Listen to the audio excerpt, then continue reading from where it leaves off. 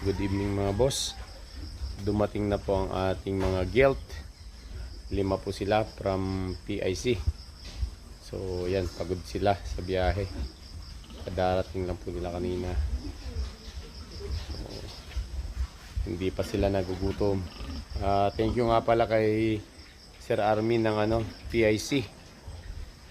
Maayos at safe yung ating mga gilt. At may palibre pang isang BMEG Essential Breeder developer. So yan po.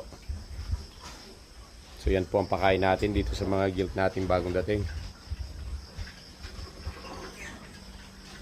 So medyo napagod po sila. Ang ginawa natin, nagbigay po tayo ng ELIC-B, electrolytes po, anti-stress.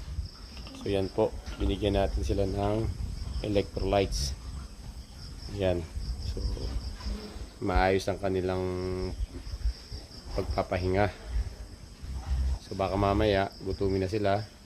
So pwede na natin sila bigyan ng pagkain. Sa ngayon, hayaan lang po muna natin sila makapagpahinga.